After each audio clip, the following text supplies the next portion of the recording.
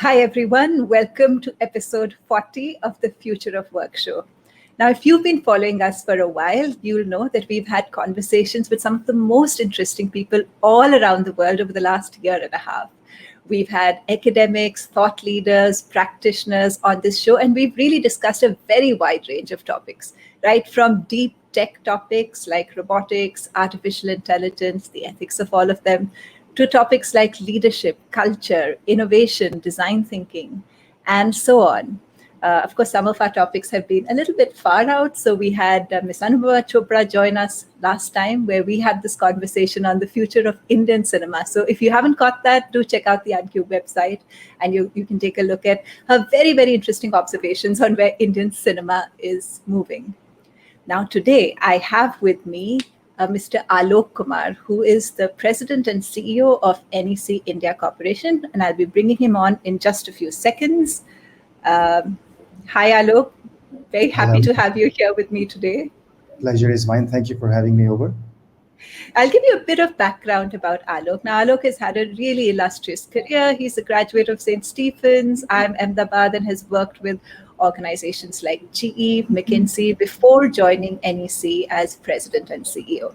And the conversation that we're going to have today is going to be around what does it take to build a culture of innovation. And we're going to take his observations as a tech leader on what the implications of the kind of work NEC is doing will be on creating an environment of digital inclusion. So welcome to the show, Alok. We're so delighted to have you here. Thank you for having me. I'm really looking forward to it. Excellent. So Alok, on this show, one of the driving forces for all the work we do is this understanding that tomorrow is going to be so different from any era in the past, just because the pace of change led by technology is just so tremendous. And there's been this conversation around the fourth industrial revolution by the World Economic Forum, the whole burst of exponential technologies. And NEC is, of course, playing a big role in the application of many of these technologies across the world. I also know that NEC has 49,000 patents. And one of the problems that organizations all over the world are trying to figure out for themselves is, what does it take to create an environment that is so conducive to continuous innovation?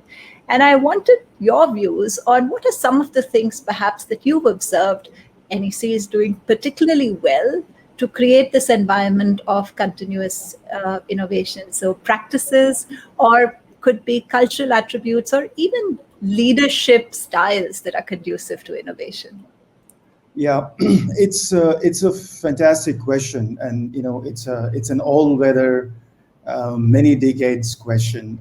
But let me start, before I answer that question, I just want to give you a caveat that number one, that while NEC has 49,000 patents, and we have been in the tech space for a very, very long time, I want to start by saying that none of the answers that we have today is a know-all answer. I think we are evolving. We are humbled by the fact that our space changes.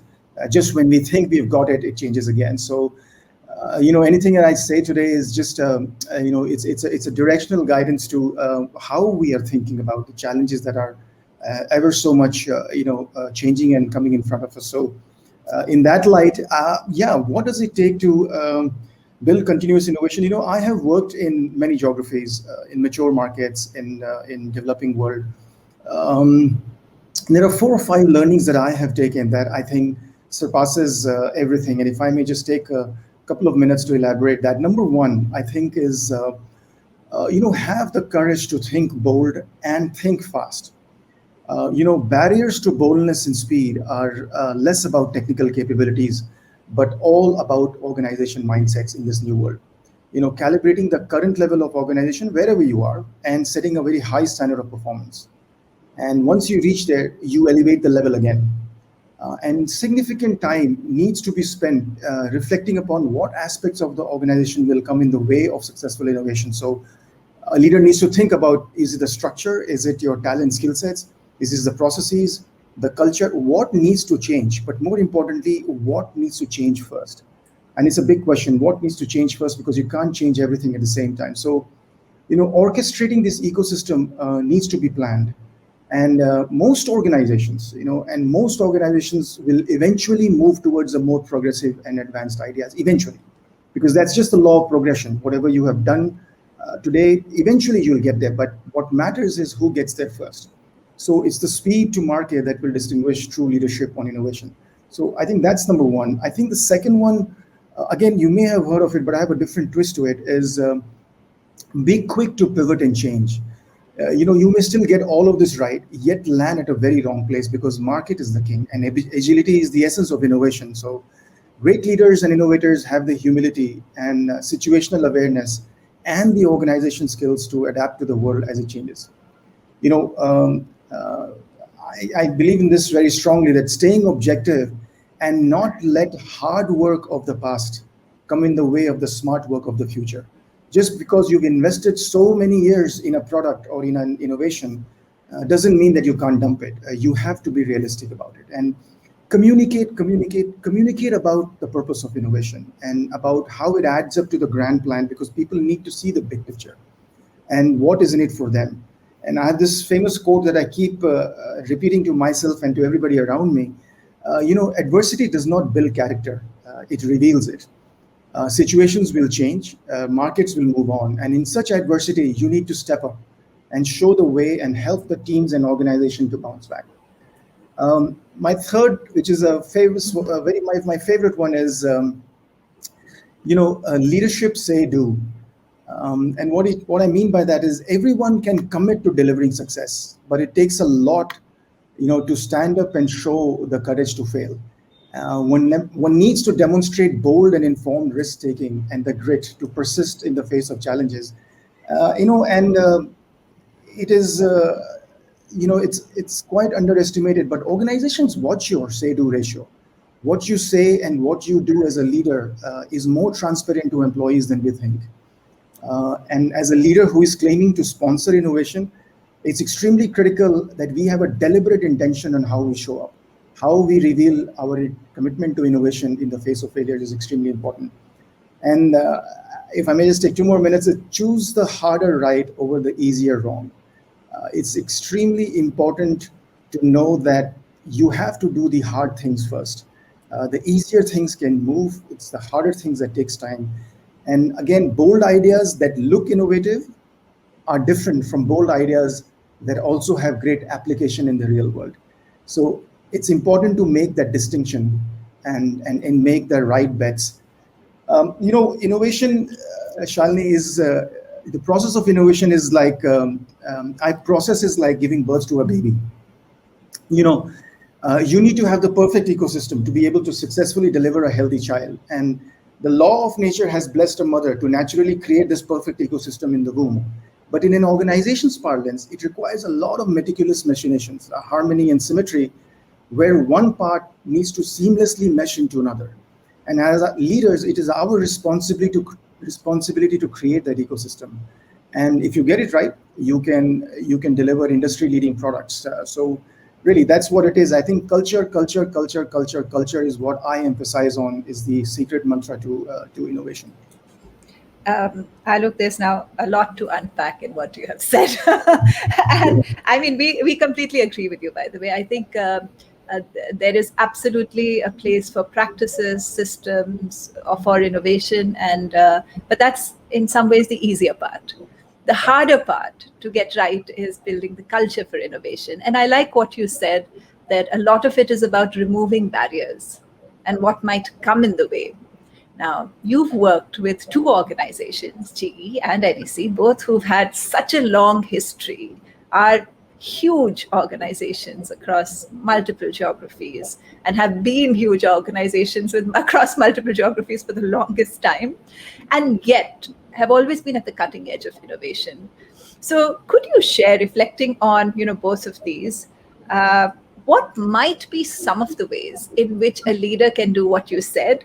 Don't let the hard work of the past come in the way of the smart work of the future. By the way, I love the quote. So, if you're a leader in one of these large organizations with a tremendous, legacy, and huge size, multiple complexities across product lines, across geographies.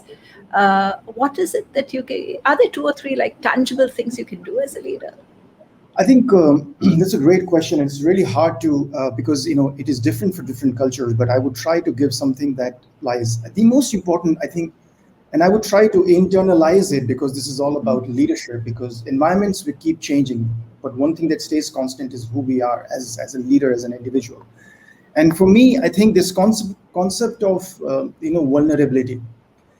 As a leader, we need to make ourselves very vulnerable. And what that means is that get out of your comfort zone.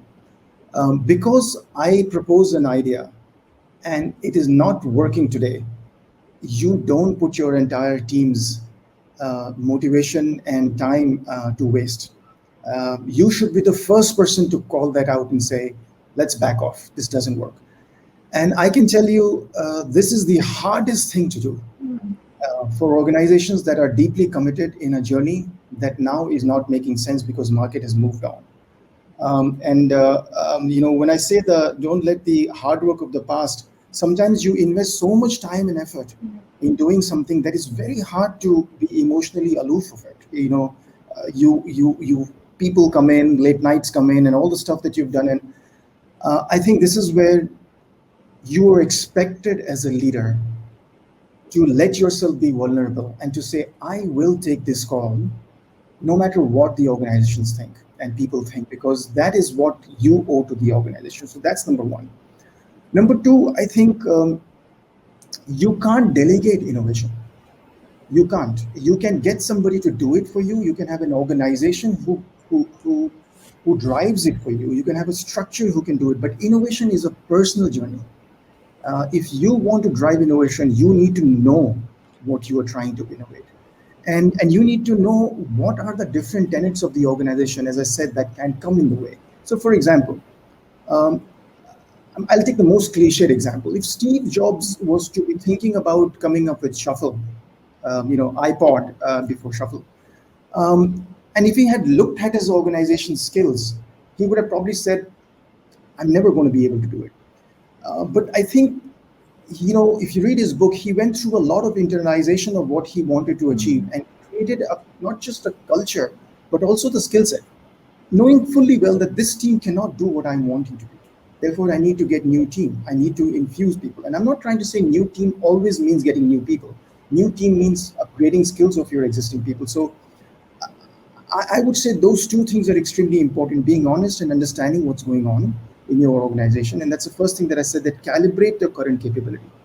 And then be honest to what needs to change and drop. And these two organizations, GE and NEC, that I have worked with, have mastered this. Of course, being a large organization helps to do that. But large organization, the largeness of an organization is a number.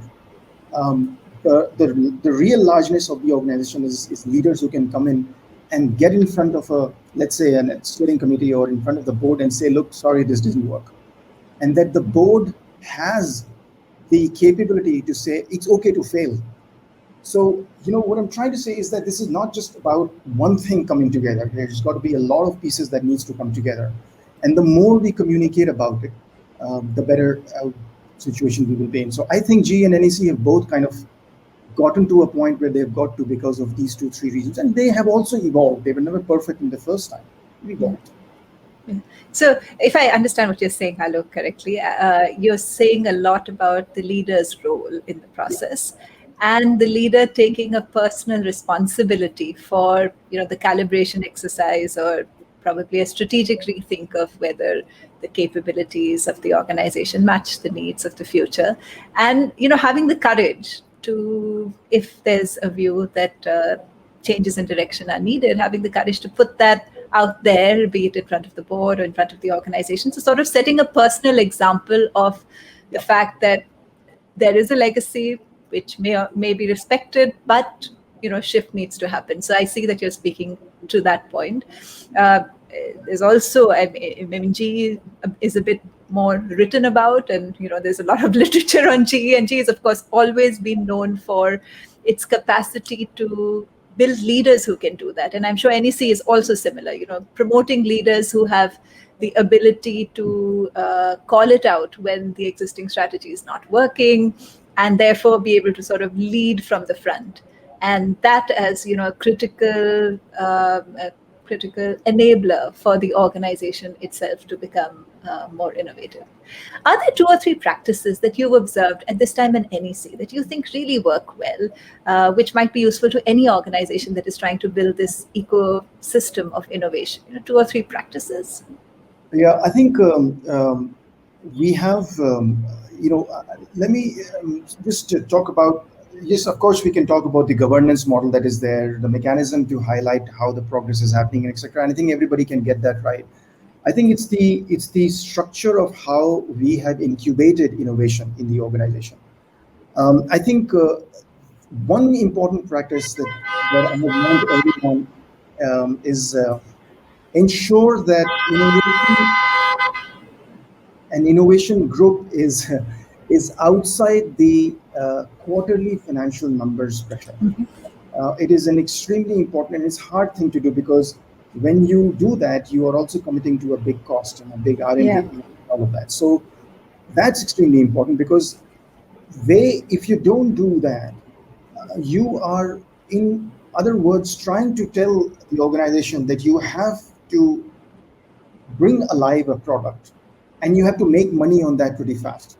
Now, that in itself is going to perpetuate a habit of, let's play it safe, because I have a number attached to it. So the way we do, innovation, we have an innovation group of close to 100 people, where we tell them, you are a cost center for me. You are not expected to deliver profit on this product. You're expected to deliver a product that is workable, and then the business units take that product and go along. So I'm making 2 points. Number one, how do you really incubate it? So I would say, don't give them a quarterly pressure or an annual pressure, because technology will run its own life cycle, and ideas will run their own life cycle. Some ideas will come to fruition in 3 months, some will take 3 years, and you've got to sustain that. Number one. Number two, the handshake between the business, who will eventually make money out of it, and the innovation team that is designing and engineering this product, that handshake has to be free of any politics. That handshake has to be seamless, and it needs to be co-created. So again, the way we have organized is, an idea germinates that needs to then get socialized between the business and the innovation team. The business team walks alongside the innovation team on the entire journey of the design, the structure, the cost, etc., ready to catch it when the innovation team has taken it to a productization level, ready to catch it and take it to a proof of concept with a customer. And in doing that, we encourage the innovation team to actually go and to be talking to the customer directly, so that they can understand how the customers are thinking about it. Sometimes customers don't know what they want. They're not technology experts. They expect us to give the answer. So they are not able to frame what is it that they are looking for. And this is where the third piece of this is the interaction between the innovation team, the business team, and the customer, and do that not once in a quarter, do that almost once in 2 weeks time. I think these 2-3 things keeps the innovation process very alive and throbbing. Yeah.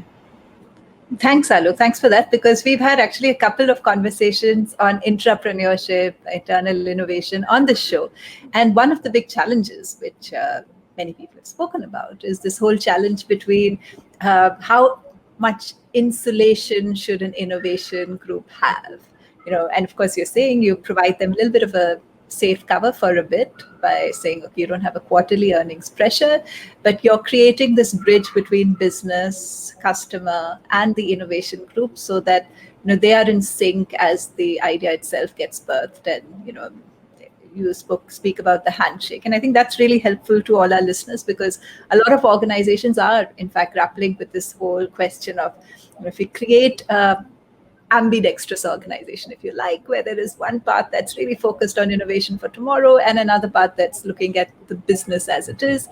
What should be this kind of interaction between the explorers and the exploiters, and how does this whole piece come together? So I think that's really helpful. So I'm going to take some of the questions on innovation before we move on to the next topic.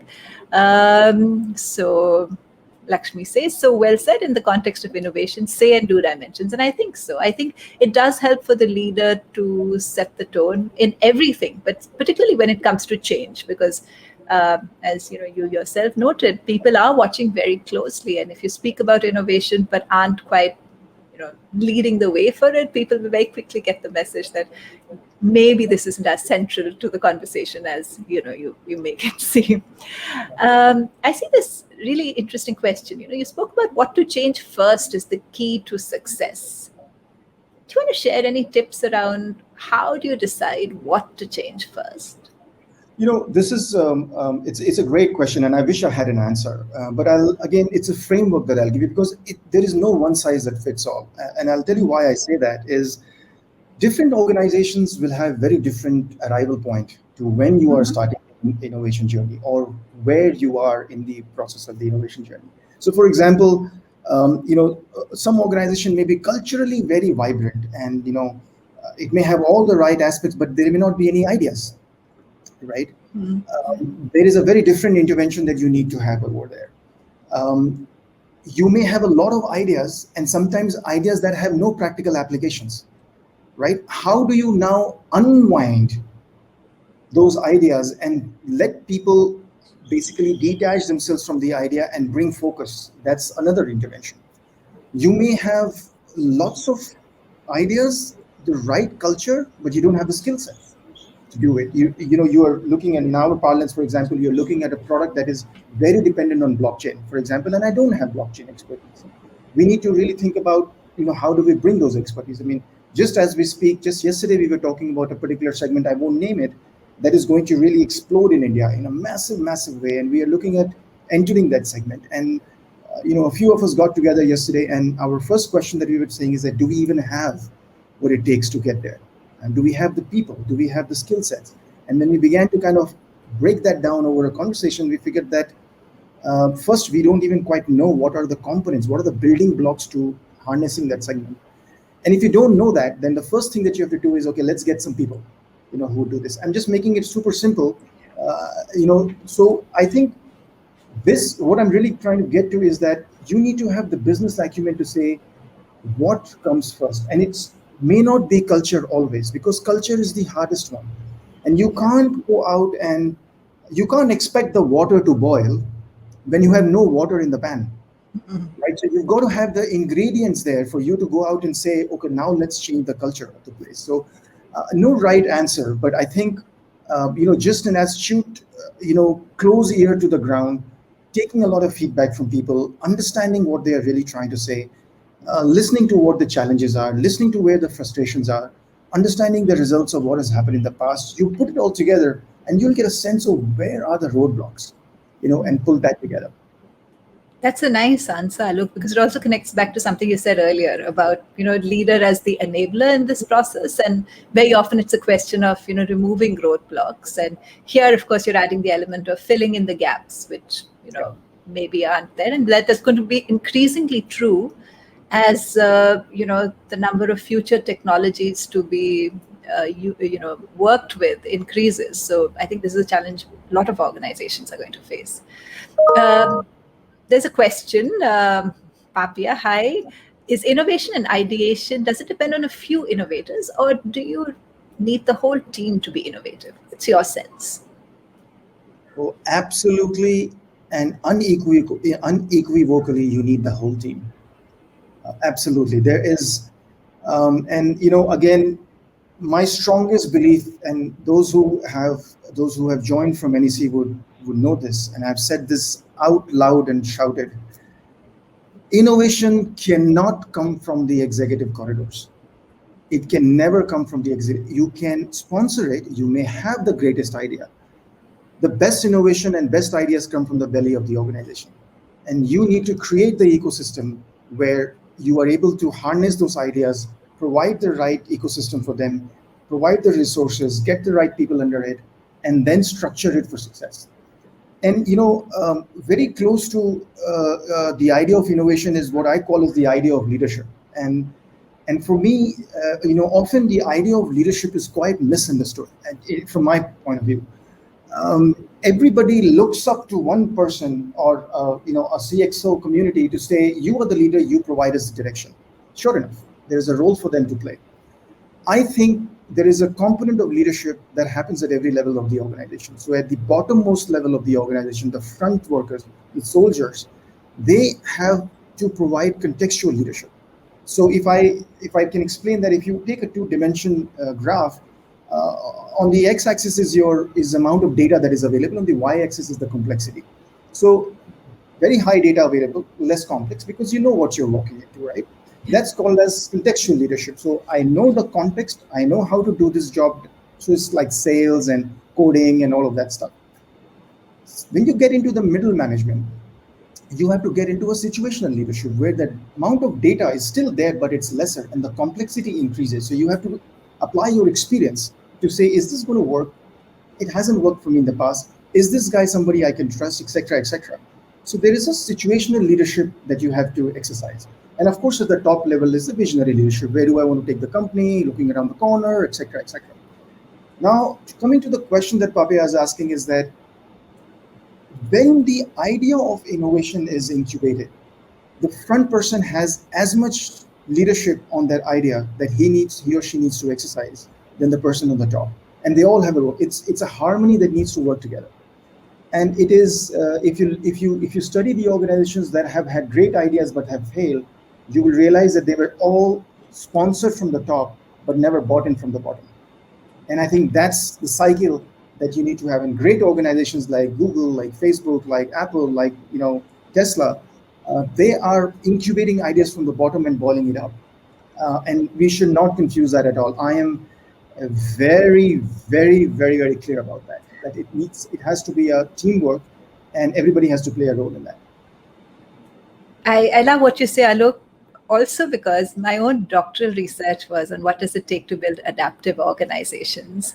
And one of the studies was on the effectiveness of top-down led change versus bottom-up change. And the most successful change efforts have integrated both, so that they're working in tandem. Because if it's just top-down, then it's too push, and there are several places where the ball drops. And yet, if it's just bottom up, then it's hard for it to pick momentum and sustain over a period of time. So one of our own findings was that when the two work in tandem, that's when you really see change that's sustainable, that has the resource backing and results on the ground.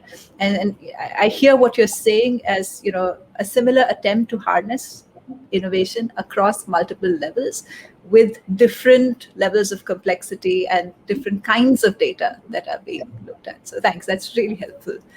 Then there's a question from Bhavin asking, what tools is NEC using to evaluate ideas? Do you use any particular tools? Yeah, we do have many. We do have many tools, and I don't want to name any tool over here simply because we just don't want to Sure. appear one is better than the other. I think again organizations will have to figure out what is the tool supposed to do. So for us, if I may answer it slightly differently, that hopefully will provoke the thought. For us, the tool was not about the technicality. The tool was for us the most important. I challenged the team by saying that how do I harness the idea that lies in the belly of the organization? The person who's a coder or the person who's the frontmost soldier of our company, how do I make him felt heard? And therefore, the whole purpose of the tool was very different. We needed to have a crowdsourcing tool.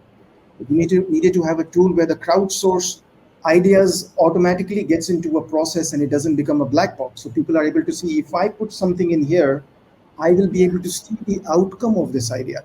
Now, why do we do that? We are trying to build trust and transparency in the system, that if you put something over here, we will catch it, we will evaluate it, and we will resource it if the idea is right. So for us, the need was very different. For some organizations, that may not be the need.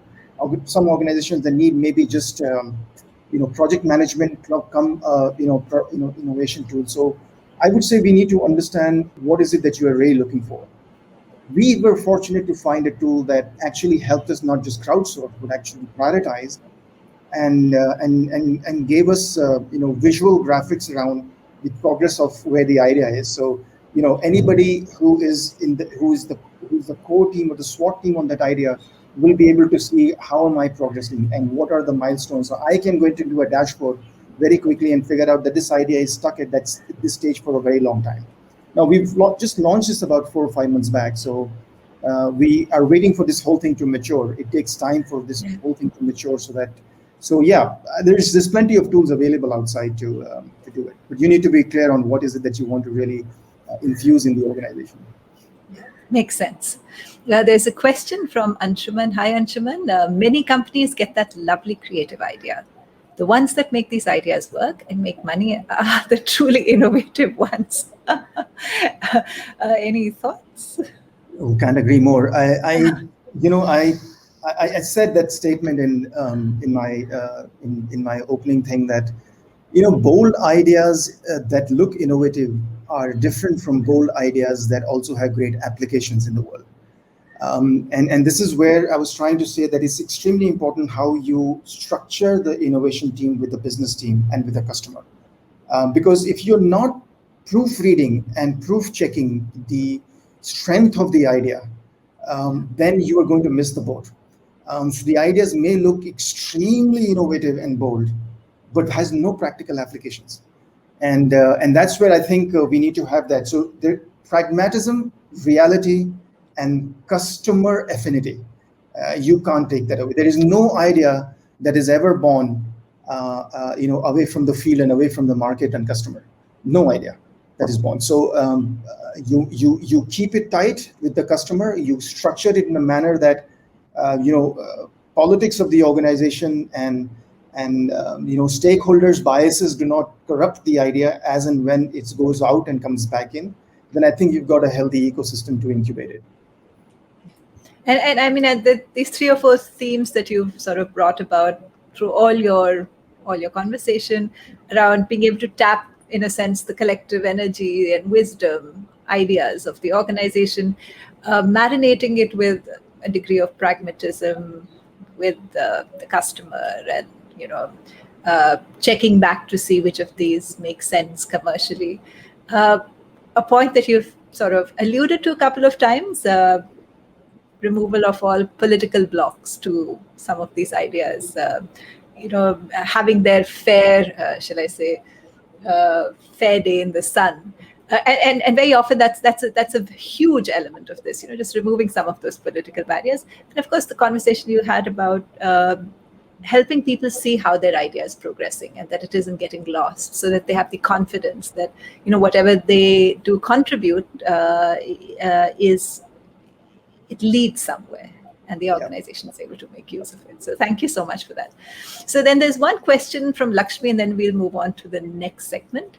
Lakshmi asks, is there a handy framework to nurture continuous cycles of innovation as part of the value chain?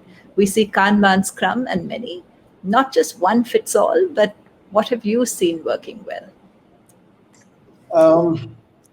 Again, I don't. We use many tools, and there is no one that I would say works extremely well. We found some to be productive. I will just answer this question again, and I'm not trying to be not trying to avoid the question or give the name of the tool. I'm just trying to say that, look, a great tool in the hand of a fool is no tool, right? So no matter how good the tool is, at the end of the day, we have to know what is it that we want to get out of the tool. Yes, you will have many, Scrum tools, etc., that will help you improve your technology application, testing environment, and all of that. But that is just one sliver of the innovation piece that we are talking about here. And you may get this perfectly right, and you may get everything else wrong, and it won't work, and you will blame the tool. I think so. What I'm trying to elevate this conversation to a point where you don't see this. There is no silver bullet for innovation. You've got to, like I said, I kind of gave the analogy of pregnancy, right? And you can imagine how hard that already is, and you have to replicate that. But it's if you were clear on what are those 5 or 6 components as we talked about, then you will be able to get there. Even the simplest of tool can be extremely helpful and productive, provided you've taken all the other roadblocks away. So that's how I would like to answer it. And I think I don't want to give an impression that there's one tool that is going to solve all the problem of yours, because at the end of the day, there's more things that needs to come into place. Right. Thanks, Alok. So I'm just going to summarize this section because I want to make sure that some of the points don't get lost. I love the part where you spoke about building innovation teams as maybe a separate part of the organization, and you have a team of 100 or so people who are working on innovation, giving them sort of a commercial, shall I say, protection for a bit while they are able to work with the technology at its own pace, yet having a strong line of communication between the innovation team and the business, so that whatever's coming out from the innovation team has a ready audience and is birthed in a way that's commercially successful. So I think that's a very big point, because a lot of organizations are sort of struggling with, how intermingled should these teams be, how distinct should they be, and there have been many formats that have been attempted and tried, and successfully and unsuccessfully. So you've spoken about the importance of the customer being part of this through the entire process. You've spoken about the importance of the handshake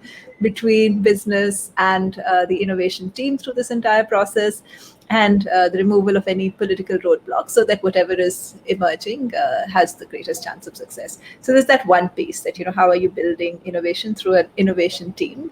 And then, of course, there's the other, where how do you make the entire organization more innovative, which is all about fostering an innovation ecosystem across, not just within the innovation team, but much more broadly across the organization. And that's all about building that ecosystem where people feel their ideas will have a voice, and showing them a process by which those ideas come to life, and leadership playing a very key role in demonstrating through their actions. So that makes a lot of sense. Okay. Hi, Shankar. Thanks for joining in. So I am going to ask this one last question. This question is, what are some ways of measuring and benchmarking innovation? Are sales KPIs the best way? It's a question I think many people will have. It's one would tend to say yes. I would tend to say no. I think depending on what are you trying to innovate, sales may be a leading indicator. Sometimes it is not. Sometimes there is just adoption. For example, in a tech world, the number of downloads that one has, as you know, today many applications, etc., are free. Maybe just a number of downloads is an indicator. So I think you'll have to decide for yourself if sales is the KPI, because a little bit of this is, I don't want to make this very idealistic conversation. It needs to be a pragmatic conversation, and sometimes your sponsors and your stakeholders have this question that, okay, so what did innovation get? And goes back to the board meeting point that I was trying to make, is that if you don't have an environment where you get the sponsorship for doing this innovation product for at least some point of time, but you have to show the sales number, then the handshake of the business with the business has to happen a little differently. So again, I personally, I wouldn't like to have that, but I know many organizations are compelled to have it. Right. Makes a lot of sense. So moving on to the next segment, Alok, I know that a lot of work NEC does has been in the field of digital inclusion. And there's the work that you do with the Aadhaar card, there's the work that you do with smart cities. Can you speak to some of this work and particularly focus on how does this really help in bringing about digital inclusion in India? Yep. So just before I answer, it's very important we all understand what digital inclusion means, because it's a very motherhood term and everybody interprets it in their own way. And it's very important that you understand the context in which I'm going to answer this question. So I think digital inclusion means different things for different people. At NEC, for us, digital inclusion means the deploying technology to create a more fair and equal society. And technology is, and it should be agnostic to caste, creed, color, race, religion, class, and all the other ways in which any society is organized today, because technology is one currency that can create absolute and perfect parity in the different classes of society. And technology allows individuals to have a truly equal right to services, right to benefits, right to security, right to government services. So for us, digital inclusion is all about deploying the right technology in the right place at the right time, and most importantly, at the right cost. And with the objective to improve the productivity of individuals and societies so that they are more productive today than they were yesterday. And that's what for us digital inclusion means. Now, you know, any digital inclusion needs to have two things. You need to have a digital infrastructure.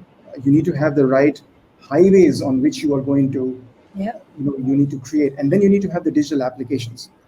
And in these three things, so for us, the digital inclusion, for this to happen, it needs to be delivered at a micro level, in order to alter the day-to-day life. And the way we think about this is that we unpack it in three levels. One is that you need to enable people to connect and collaborate and transact. So having the access to internet, having a smartphone, consuming information, that's connecting, all that.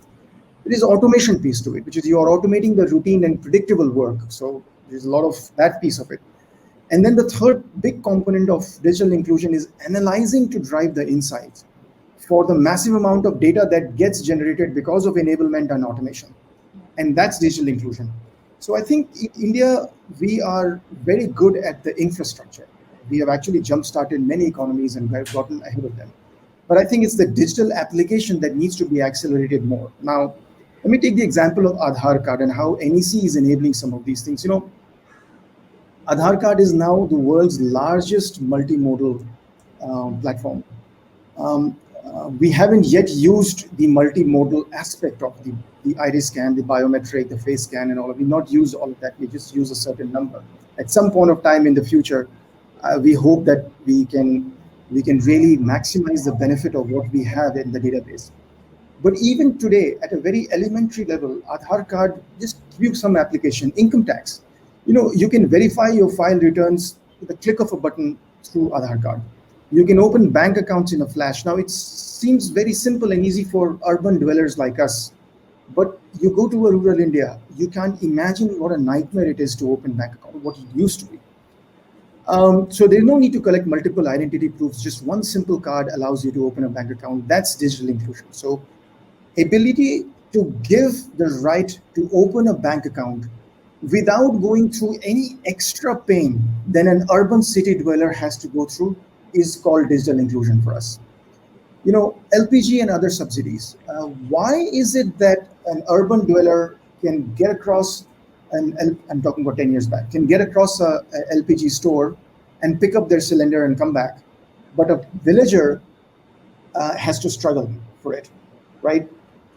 These subsidies, in the way the subsidies that the government is distributing today, that is the real power of Aadhaar card or the unique identification number becoming the currency of parity across organizations. So it is becoming the key infrastructure around which all the government subsidies are going. Again, digital inclusion. For something in the past that people wouldn't even know that they were eligible for a subsidy comes directly into their bank account. That's a massive revolution, and that's powered by Aadhaar card that we are doing. Provident fund disbursement, pensions, passports. Let's talk about the urban dwellers, the problem of urban dwellers. In the past, the urban dwellers and people like you and me had to wait for months to get our passport. And it used to be a black box that we never knew, oh my God, passport, I don't know what has happened. Right? We've all gone through it. There's not one person on this call who hasn't gone through the nightmare of passport. Today, it can happen in 10 days. If you apply for your passport online and just attach your Aadhaar card, you will get your passport in a week, because all the elementary verification that needed to happen has already been done.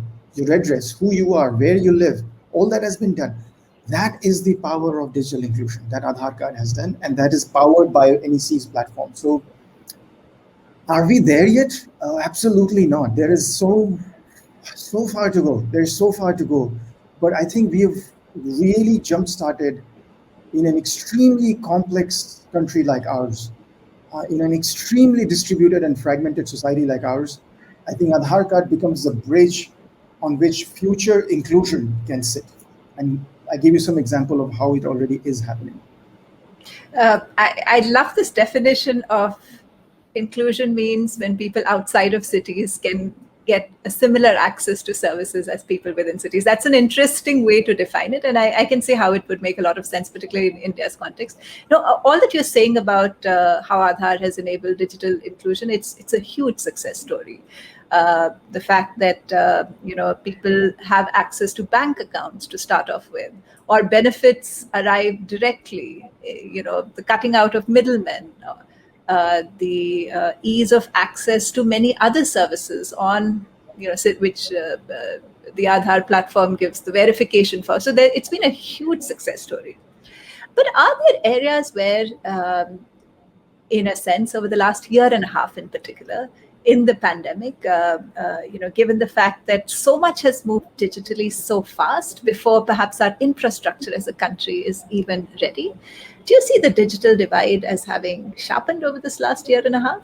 What's your sense? Yeah, I would be hugely dishonest if I said no, it didn't happen. But I don't think it was by design. I don't think there was anybody I don't think there was a commercial incentive to create this divide, which would have been a massive problem. I think pandemic has infused a certain sense of urgency that has accentuated this divide. And let's just take the vaccination, right? Yeah. If you did not have the COVID app in the earlier days, you couldn't even register to get a vaccination. That's a big, huge divide, right? Why should a person who doesn't have a smartphone, who therefore cannot download COVID, therefore cannot get registered for a vaccination, be denied vaccination?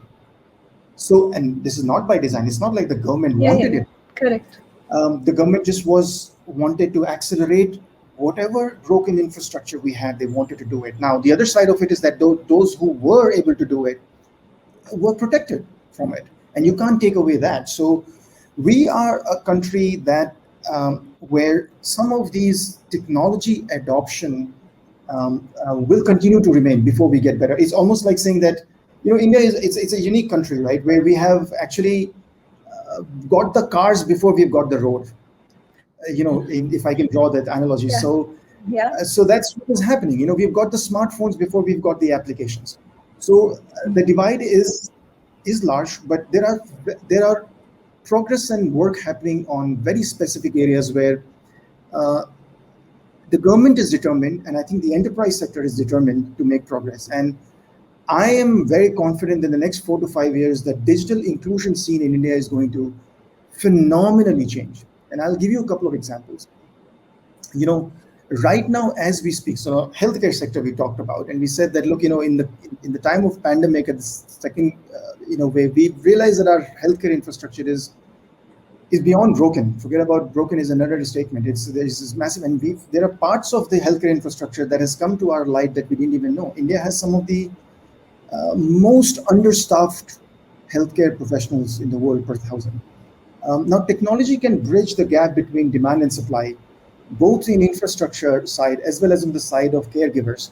Telemedicine infrastructure, connecting patients to the right doctors, can lead to more accessibility. Today, as we speak, we are actually starting a project, and it's public domain, so I can talk about it, where we are, for the first time, we are working on a unified healthcare information system for the Delhi government, where we are going to connect every hospital in Delhi, public hospitals first and private second, through a common infrastructure.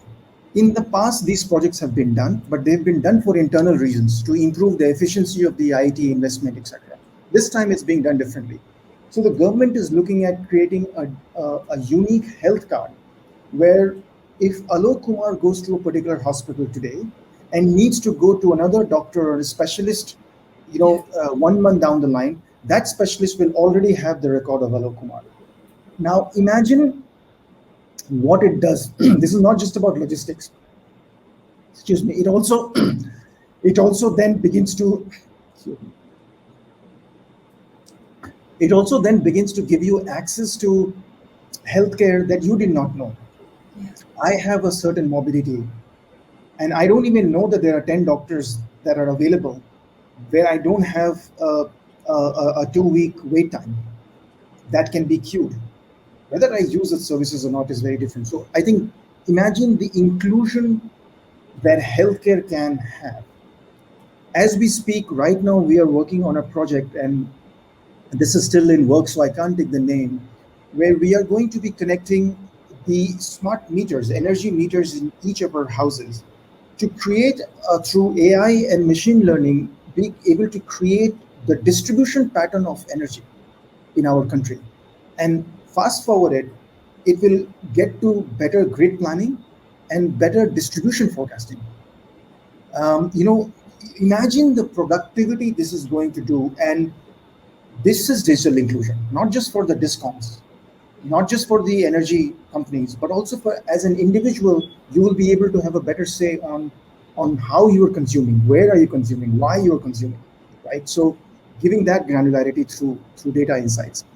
Logistics is another sector, hugely fractured, hugely fractured. It's a large country, nothing talks to each other, everything is broken. Am I saying something revolutionary and something insightful? No. Does the government know about? Absolutely. You know, today 100% of India's export import container goes through NEC platform. So today, if any container that comes into India and goes anywhere in India, we actually have a visualization platform that tells us what was the time taken for this container to move from point A to point B.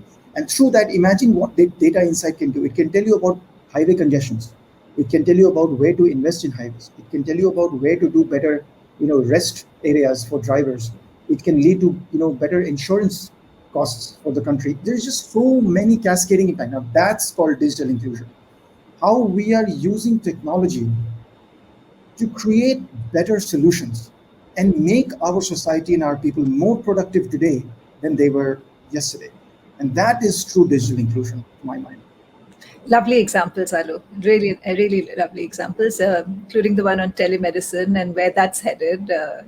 We took the Delhi government example, but yeah, it makes a lot of sense. Tell me one thing, Alok. I know that you've also worked in Surat on crime reduction. Do you want to say a little bit about that project Yeah. and how that Um, works? yeah, so just for the consumption of the viewers, we did a smart city project in Surat where the mandate for us was to reduce crime rate. And so, as you know, NEC has world's most advanced facial recognition technology. We won all the awards and all the acknowledgement and audits, etc. We are clearly, the number one. Our accuracy on facial recognition is 99.6%, which is as good as it gets, right? So we introduced a facial recognition solution for Surat Police, and the idea of this was the data bank of perpetrators, crime perpetrators. If you ran that data bank post crime event, what was the ability to catch the perpetrator, the criminal, through a retrospective facial scanning. We have been able to, reduce the crime rate by almost 25%. We have been able to have close to 110 or 125, I forget the number, precise arrest of the right criminal who had done that act. So again, this is where we feel extremely proud that our technology is finally creating real use cases. We let's not forget that the challenge of our country is not going away. And what I mean by saying is that we will always have lesser policemen than is needed to govern this country, to police this country. We will always have it. Let's accept it. Now, if technology can help those limited police force to be able to enforce themselves better, that's what we are doing. Now, in that sense, the police department is digitally included. The society who is feeling insecure with the crime rates going up is feeling digitally included, right? Not by themselves, but through a proxy. So again, how do I make it more productive? Going back to, we need to make the society more productive today than it was yesterday. And today, the police in Surat is actually more satisfied with the precision of them able to catch the criminals than they were yesterday. And that's how we kind of deploy our technology for the right use at the right time. It's such a lovely example. Alok, but I have to press you on this. Are there ethical considerations that one needs to be aware of with particularly technologies like facial recognition? Because one can think of so many situations where this could be misused. There's not a day that goes by where you don't worry about it, right? And you should. It's almost like saying that you want to give a driving license to a 12-year-old. You should worry about it, right? You should. The 12-year-old should not be sitting behind a driving wheel. They're going to mow people down on the road, right? So we provide some guardrails, and the way we design our technology is in a way that, like I said, it's not discriminated, it's private, and all of the other things. But you bring a different question, which is, how do we make sure that it's not misused? You can never really ensure. It's a tough question, and in any industry where new new technology or new innovation happens, this is a debate that always goes on. But I believe that eventually this will settle down. Look at the debate that is happening around driverless car today. But imagine what driverless car will do to senior citizens. Imagine what it will do to handicapped people. Imagine what it will do to our other parts of people who are not wired to be able to drive. But there will be a debate today that it is dangerous and it is not the right thing to do. But I think eventually technology will, human mind will be able to train the technology for the right use. Um, in the short run, the journey will be bumpy. In the short run, we will have episodes of somebody misusing that and somebody using that to our advantage. But I think this is where I think we have to trust the society that it'll do the right thing. And you can make all the law and all the rules that these. We have a law today that prohibits anybody to do the crime. That doesn't stop from crime from happening. To expect that everything will just fall in place because now you have the technology, it's an unreasonable expectation of technology. No, fair enough. Do you think eventually, Alok, and I know this is pure speculation, but I just want you to pick your brains on this. Do you think eventually we'll see a world where societies across the world develop their own norms around some of these, technologies, biometrics, facial recognition, what to use it for, what not to use it for? Of course, still there'll be countries where, they may be outside the norm in what they do, but it's at least called out for being outside the norm. Do you think we're headed there? I think absolutely we are headed there, and you're seeing some aspects of this. For example, the entire GDPR ruling in Yeah, European Union, California privacy yeah, laws, the Hong yeah, Kong data privacy laws. These are all tenets of what's coming through, and people are getting more and more, and the lawmakers and regulators are getting more and more conscious. We've heard about the entire Facebook episode. We've heard about the yeah, Google episode in EU, etc. Um, Nobody is intending to exploit, designing things to exploit people's data. Sometimes people don't know where to draw the line, and somebody exploits that. So I think the regulations will come through, but more importantly, I think regulations will always be a step behind technology because it's changing yeah, so rapidly. absolutely, I absolutely. believe I believe the morals will get ahead of regulation at some point of time, Yeah, and I think that will be the true win. I mean, today you get a license and you take a car and you drive. yeah, You don't go around killing people. You don't go. There is a pedestrian going by. You just have to swing your car and you can take somebody's life. You don't do that because moral takes over, right? And I think that's what is going to happen in technology too. yeah. It's an optimistic take. It's one that I certainly hope will come to reality. I certainly see that there is this development of a common shared understanding of at least where the lines, or broadly where the lines should be. Of course, after that, you know, despite those lines, we're going to see people probably on both sides of it. But at least the conversation will move towards, clarifying what those lines are, where what is appropriate use of some of this and what is, not appropriate use of Yep. some of this. So I'm going to take maybe one last question for today. Yashwant, hi Yashwant, thanks for your insights. Yashwant asks, do you think we still have a challenge on account of digital divide? How can we build the strategic infrastructure to ensure that digital inclusion is enhanced further? This actually connects back to the digital inclusion part of what you spoke. Yeah, you know, I'm not so sure if there is a perfect answer to it. So I think the first part of this is yes, the digital divide is there, and it will only get accentuated because this pandemic is we are Yeah, devouring technology. We are Yeah. devouring technology, and those who have smartphone and those who are in a connected bandwidth will get will get ahead faster, and those that who are in villages and who have you know problems of electricity and access and all of that will fall behind. So I think there's a lot of work that is happening in terms of infrastructure that is happening, and the way I would like to do that is some things you can't do because, or let me put it the other way, some things you need to do through a different way. So I'll give you an example. I mean, we talked about different sectors and we didn't talk about agriculture, right? Today, the agriculture sector in India is one of, again, like logistics, is one of the most broken. Our average farmland in India is smaller than many other places in the world, and our yield per hectare of land is only about 60% of the developed world. Why? Because some of the stuff that is so basic and hygiene in a developed market on agriculture doesn't even exist today. But technology can come to rescue.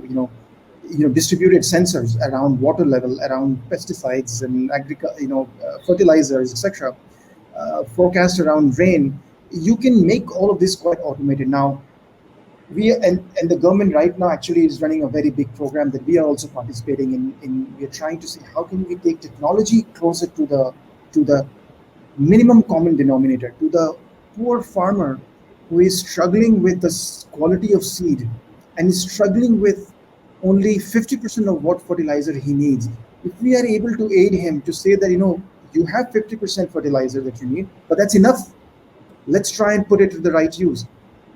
That is the digital inclusion we need to be thinking about. We have to be very careful that digital inclusion doesn't mean watching YouTube. Digital inclusion means what is the right thing for the right people to earn their livelihood. And if we are able to segment the country, agriculture, healthcare, logistics, aviation, energy, I think you are going to catch a massive diaspora of people who will get included. And it's already happening. It's already happening. We just don't see it because there's a lot of deep digging that is going on right now in infrastructure projects. Thanks, Alok. I think there's some great examples you've given about the application of digital inclusion across so many different sectors. And what I'm taking away from this conversation is, of course, the pandemic has accentuated the digital divide in some ways.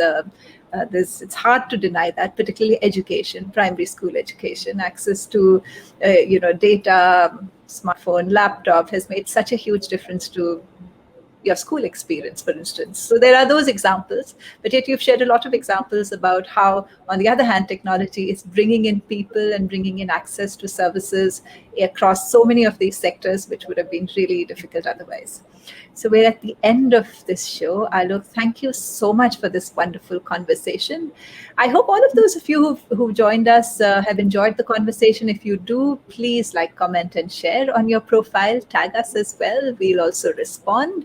And do have a wonderful weekend. If you want to see any of our past episodes, go to the Uncube website and join us next time for another conversation around the future of work. With that, thank you very much. Thank you so much, Sharma.